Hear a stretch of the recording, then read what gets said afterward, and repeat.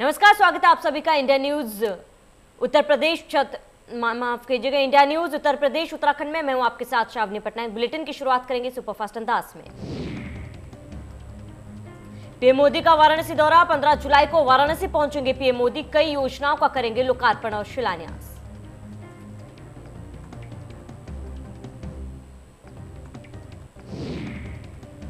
PM Modi के प्रस्तावित वाराणसी दौरे के मद्देनजर प्रदेश के मुख्य सचिव आर.के. तिवारी और पुलिस महानिदेशक मुकुल गोयल वाराणसी पहुंचे, जहां उन्होंने काशी विश्वनाथ मंदिर में दर्शन पूजन किया।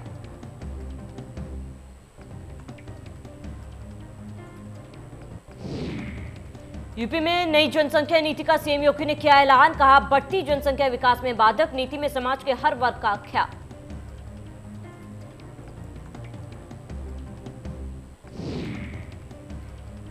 सीएम ने जनसंख्या नीति पर कहा, बढ़ती जनसंख्या समाज में गरीबी का कारण है। सीएम ने जनसंख्या नीति का हर नागरिक के संबंध।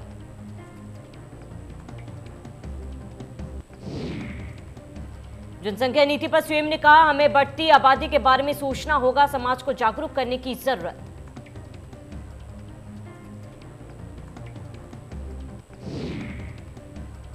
जनसंख्या नीति पर सीएम ने जनसंख्या नियंत्रण के लिए और कोशिश जरूरी, कहा कि बड़े पैमाने पर जागरूक लानी होगी।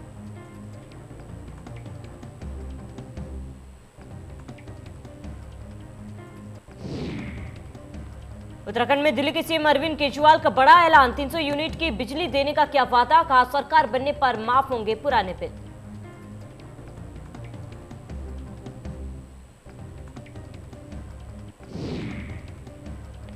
यूपी एटीएस ने 2 संदिग्ध आतंकियों को किया गिरफ्तार। आतंकी संगठन अलकायदा से लीक होने का आशंका। मौके से प्रेशर कुकर, बम और हथियार बरामद।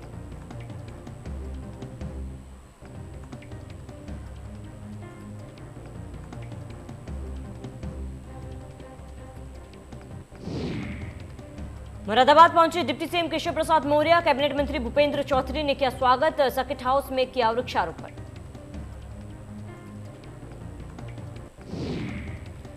16 जुलाई को बीजेपी प्रदेश कार्य समिति की बैठक वर्चुअल होगी। प्रदेश कार्य समिति की बैठक सुबह 11 बजे से शाम 6 बजे तक बैठक।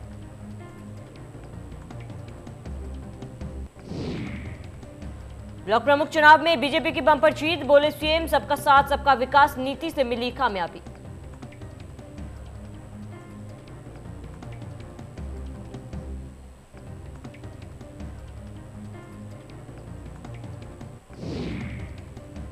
उत्तर प्रदेश में जिला पंचायत अध्यक्ष पद के लिए हुए चुनाव के बाद बीजेपी को ब्लॉक प्रमुख के चुनाव में भी भारी कामयाबी मिली है। चुनाव में जीत के बाद मुख्यमंत्री योगी आदित्यनाथ ने पीएम नरेंद्र मोदी को श्रेय दिया।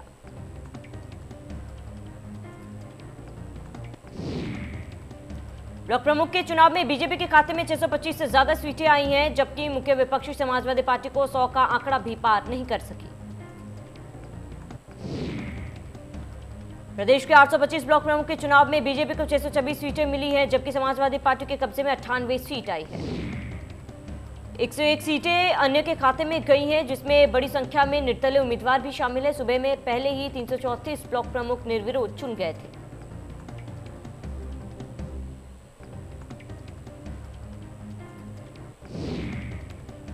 वहीं इसी बीच एडीजी प्रसाद कुमार क्या कुछ कह रहे हैं, आइए आपको दिखाते हैं। जगहों में या महत्वपूर्ण भीड़ भाड़ वाले जगहों में विस्फोट करके आतंकवादी घटना करने की इनकी मंशा थी और इनके पास से पिस्टल तथा एक आईईडी जिसको अब डिफ्यूज़ किया जा रहा है तथा भारी मात्रा में विस्फोटक सामग्री बरामद हुई है, जिससे कि ये आगे आईईडी बना सकते थे। इनके अन्य साथियों की गिरफ्तारी के लिए लगातार प्रयासरत हम लोग हैं और दबिशें चल रही हैं।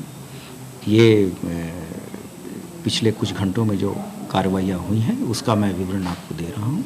आगे जैसे जैसे चीज़ें तथ्य उभर के आएंगे हम प्रेस के साथ शेयर करें। हम ये कह सकते हैं कि अक्रॉस द बॉर्डर भी इनकी लिंक है और दूसरा ये कि हाँ, ये जो अल-कायदा का जो इंडियन सब कॉन्टिनेंट मॉड्यूल है, ये क्वेटा पेशावर एरिया से पाकिस्तान से एक व्यक्ति है जिसका नाम है उमर हलमंडी। ये वर्तमान में इसको गवर्न करता है और इसके पहले 2014 में इस सब कॉन्टिनेंट मॉड्यूल का गठन किया गया था। इस संबंध में मैंने पूर्व में भी बताया है।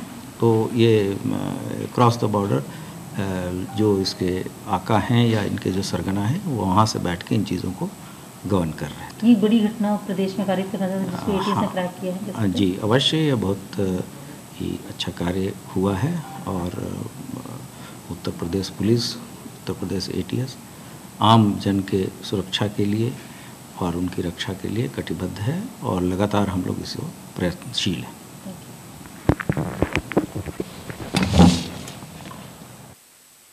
अब जहां पर उन्होंने कहा कि जल्द ही पूरे मामले का खुलासा किया जाएगा। इसी बीच भारी मात्रा में विस्फोटक भी बरामद किया गया है। एडीजी प्रशांत कुमार का बड़ा खुलासा है इस पूरे मामले में। उन्होंने कहा कि 2 आतंकियों को फिलहाल गिरफ्तार किया गया, बाकियों को ढूंढने में की भी कोशिश की जा रही है। इसके साथ ही उन्होंने कहा पाकिस्तान के पेशावर में जो हैंडलर है इन सबका, वो पाकिस्तान के पेशावर में बैठा है और आगे भी कई बड़े खुलासे होंगे। तो बता दें लखनऊ से 2 आतंकी गिरफ्तार हुए हैं, 5 आतंकी अभी फरार है जिनकी तलाश में लगातार एटीएस दबिश दे रही है। लखनऊ के कई जगह पर छापेमारी की जा रही है। इसके साथ ही उत्तर प्रदेश के कई शहरों में छापेमारी की जा रही है और कई खुलासे आगे होने वाले। बता दें अलकायदा के अनुसार गतवतुल हिंद के आतंकी गिरफ्तार हुए। एडीजी ने यह खुलासा किया।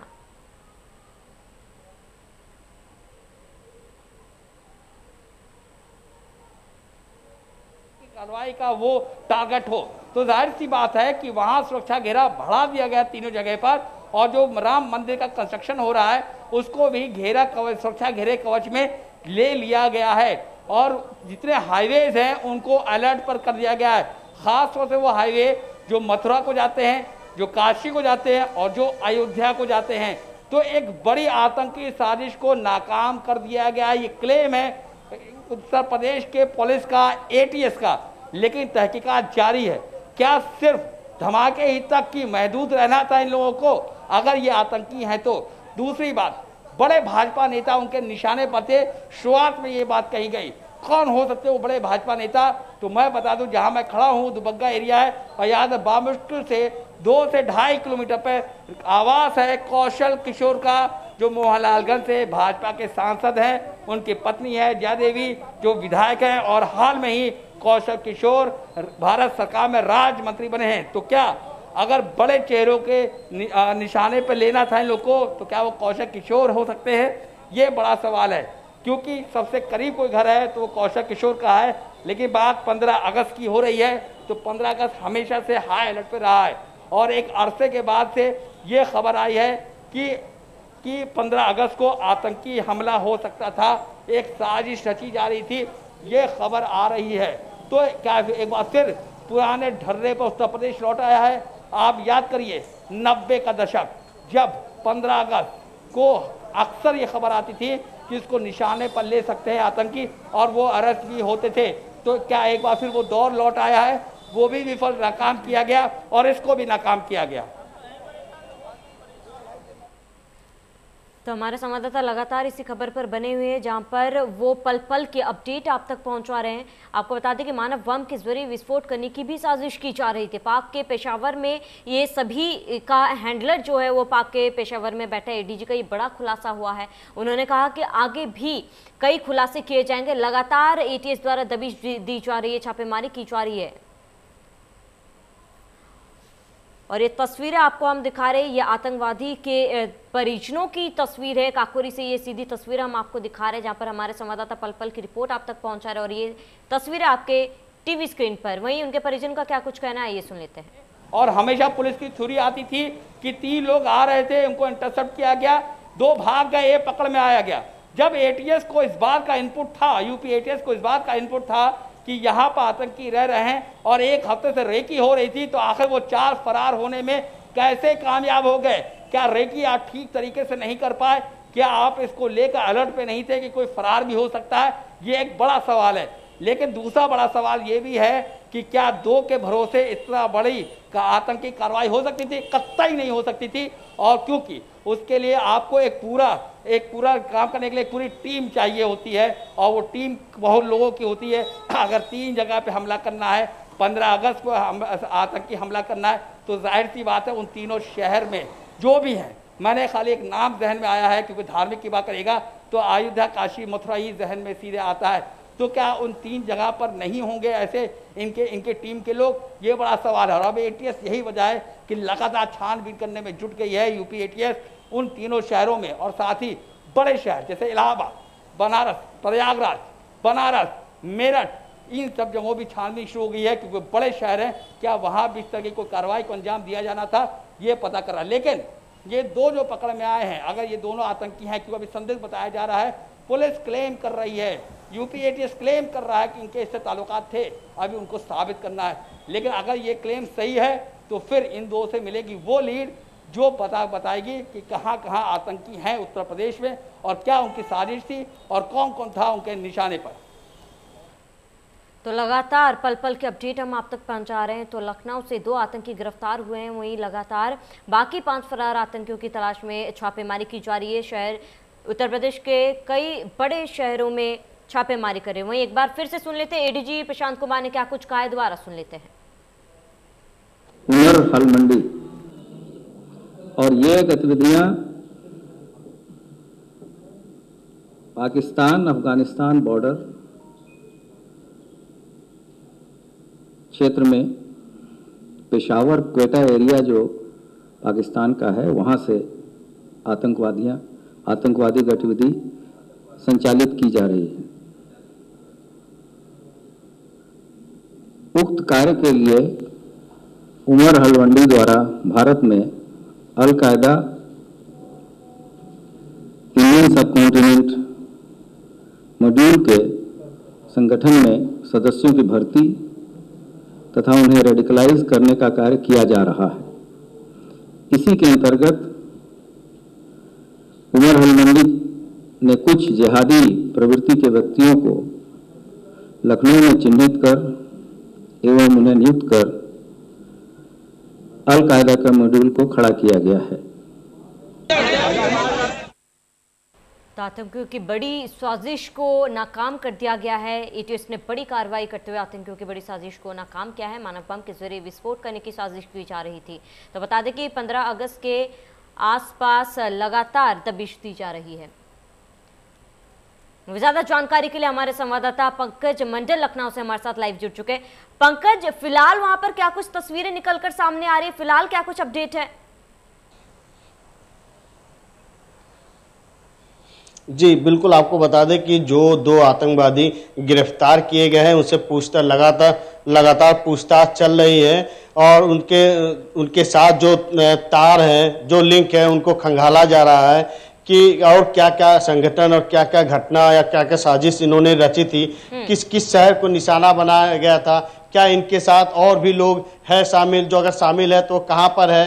तो एटीएस की रडार पे पूरी तरीके से ये लोग है, पूछताछ चल रही है, और कहीं ना कहीं कानपुर और अयोध्या में इनके लिंक मिलने की सूचना है। हालांकि एटीएस जो एडीजी प्रशांत कुमार ने साफ तौर पे कहा है कि सुरक्षा व्यवस्था के मद्देनजर अभी ये कुछ नहीं कहा जा सकता, लेकिन कहीं ना कहीं इनको तमाम सारे लिंक मिले हैं, और जहां पर ये लगातार छापेमारी करने के बाद उसको गिरफ्तार करेंगे। आपको बता दें जो गिरफ्तार किया गया मिनहाज अहमद पुत्र सिराज अहमद, जो कि निवासी रिंग रोड, बगारिया, जहटा, बरावल कला, दुबग्गा, लखनऊ से है। वही दूसरा जो अभियुक्त है मसीरुद्दीन पुत्र अमीनुद्दीन, निवासी सीतापुर रोड, मोहिबुल्लापुर, लखनऊ से है। आपको बता दें कि जो अलकायदा भले ही ओसामा बिन लादेन मर चुका है, लेकिन उनके संगठन को सक्रिय करने के लिए आपको बता दें कि जो अलकायदा का संगठन है, जो भारत में आतंकवादी गतिविधि को बढ़ाने के लिए, बड़े घंटों का अंजाम देने के लिए तमाम लोगों को इस संगठन से जोड़ा जा रहा था। आपको बता दें कि उमर हल मंडी द्वारा भारत में तमाम लोगों को इससे जोड़ा जा रहा है, संघर्ष से जोड़ा जा रहा है। ये 2 आतंकवादी है जो लखनऊ निवासी है, और इन्होंने पाकिस्तान और अफगानिस्तान बॉर्डर से ये ट्रेनिंग प्राप्त करने के बाद फिर लखनऊ सहित राजधानी लखनऊ सहित प्रदेश के तमाम बड़े शहरों को निशाना बनाने की साजिश रची थी, जिसको कि एटीएस ने इसको पूरी तरीके से नाकाम कर दिया। आपको बता दें कि एटीएस की जो दूसरी टीम जो बम स्क्वाड है, जो विस्फोटक सामग्री मिली है उसको निष्क्रिय करने किया जा रहा है। तो दूसरी तरफ जो पिस्टल पाए गए थे, कुकर बम पाए गए थे, हालांकि अब जांच में क्या क्या सामने निकलता है ये तो आने वाला वक्त बताएगा, लेकिन कहीं ना कहीं जो अलकायदा है उनके निशाने पर अब कहीं ना कहीं प्रदेश यानी भारत के उत्तर प्रदेश में भी निशाना बनाने के लिए बड़ी साजिश रची गई थी कि बड़े घटना को अंजाम देकर ये अलकायदा को फिर से एक्टिवेट करने की कोशिश की जा रही थी, लेकिन एटीएस द्वारा बड़े सर्च ऑपरेशन किया गया और उसके बाद सकुशल जो स्लीपर सेल आतंकवादी थे उनको गिरफ्तार किया गया। सबसे महत्वपूर्ण बात है ये स्लीपर सेल थे, ये कहीं भी कोई भी ये अपने आप को सबसे पहले तो ये जो भी निष्क्रिय करते हैं पहले अपने आप को खत्म करते हैं, उसके साथ में जो भी चीजें रहती है आसपास, चाहे गाड़ी हो, चाहे बम हो, चाहे शरीर में बम हो, तो कहीं ना कहीं बहुत बड़े खतरे को सकुच बहुत ही सावधानी पूर्वक एटीएस ने सफलतापूर्वक। बिल्कुल पंकज, देखिए क्योंकि कहा यह जा रहा है कि 15 अगस्त से पहले किसी बड़े आतंकी घटना को अंजाम देने की साजिश रची जा रही थी, कोशिश की जा रही थी, लेकिन बात की जाए 15 जुलाई की तो 15 जुलाई के आसपास उत्तर प्रदेश में प्रधानमंत्री आने वाले थे। क्या इससे भी उसे जोड़कर देखा जा सकता है इस आतंकी हमले को?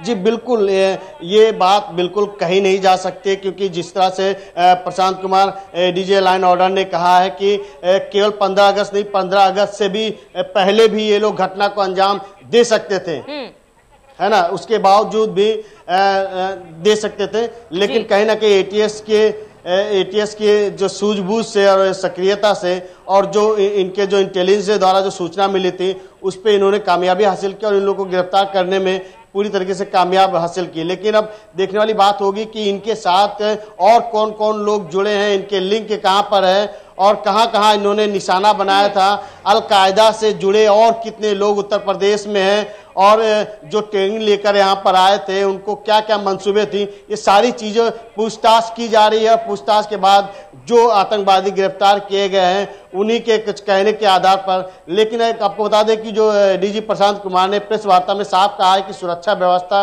के मद्देनजर हम बिल्कुल ये बता नहीं सकते हैं कि कहां पर छापेमारी की जाएगी, क्या क्या लिंक मिले। हाँ, ये जरूर उन्होंने इशारा किया कि उनको तमाम सारे लिंक मिले हैं जिसके जरिए वो लगातार कई शहरों में कई जगह पे छापेमारी करेंगे। जी बिल्कुल पंकज, लखनऊ के साथ साथ कई अन्य बड़े शहरों में जो है छापेमारी लगातार की जा रही, उम्मीद ये भी जताई जा रही कि आने वाले समय में कई बड़े खुलासे हो सकते हैं, कई बड़े नाम भी सामने आ सकते हैं।